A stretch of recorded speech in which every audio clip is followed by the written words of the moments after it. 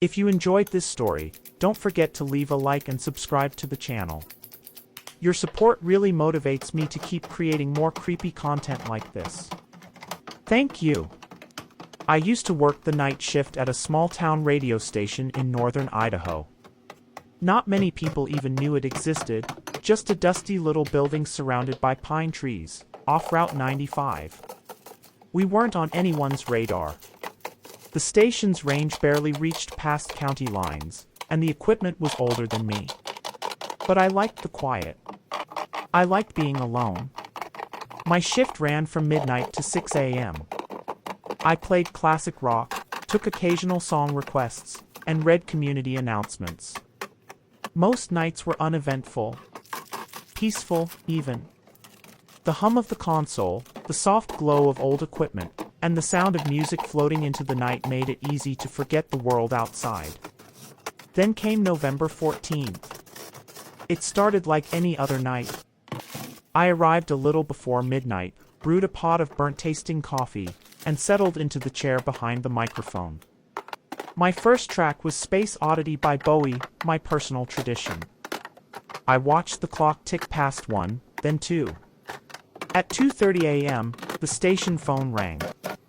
That wasn't unusual. Sometimes lonely drivers would call in for company, or bored teenagers would prank me. I answered, expecting either. What I got was something else. The voice on the other end was hoarse, garbled, like it was being filtered through static. Don't stop the signal. I hesitated. Sorry, what did you say? There was a pause. Then a click. Call ended. I stared at the receiver for a moment, then chuckled nervously. Probably someone messing around. I put on another track and tried to shake it off. 5 minutes later, it rang again. Same voice. Same phrase. Don't stop the signal. It sounded more strained now. Like the words hurt to say. Who is this? I asked. Are you in trouble? There was a faint sound, like whispering or breathing, and then silence. I checked the call log. No number. Just unknown. I didn't like it. Something about the tone, the way the voice clung to my ears, made me feel watched. I queued up a longer set list. No dead air.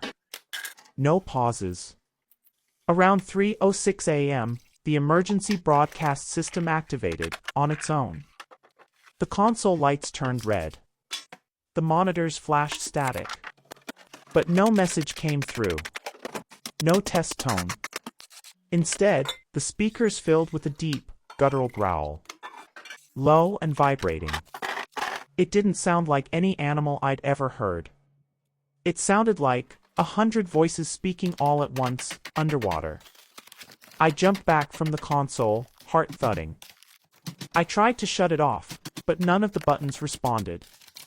The faders were frozen. Then the lights went out. Everything dead. Except for the red on-air sign glowing in the corner.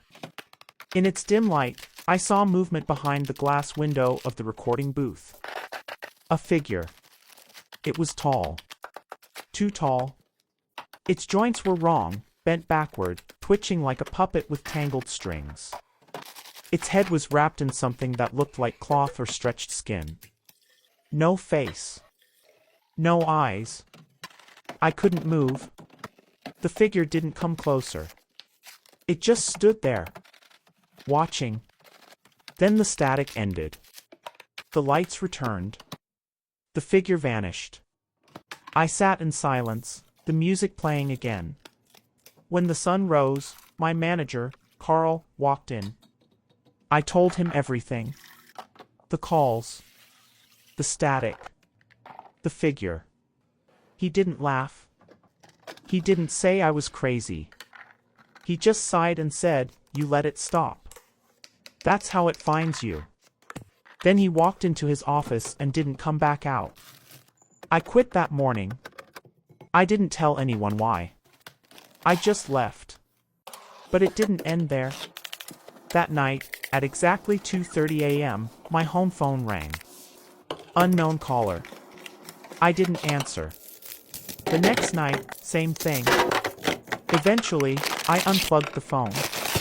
I thought that would be enough. But the static found other ways. Through the speakers of my TV. Through white noise on my laptop.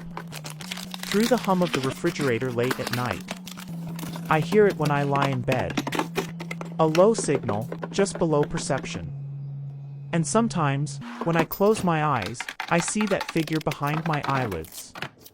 Still. Waiting. Last week, my neighbor knocked on my door. She said she heard music coming from my house at 3 in the morning. But I don't own a radio anymore. Sometimes, I hear whispering when there's no sound. Just beneath the quiet. Don't stop the signal. I don't sleep much now. I leave the TV on all night. I keep white noise playing constantly. Because I think if the silence comes back, so will it.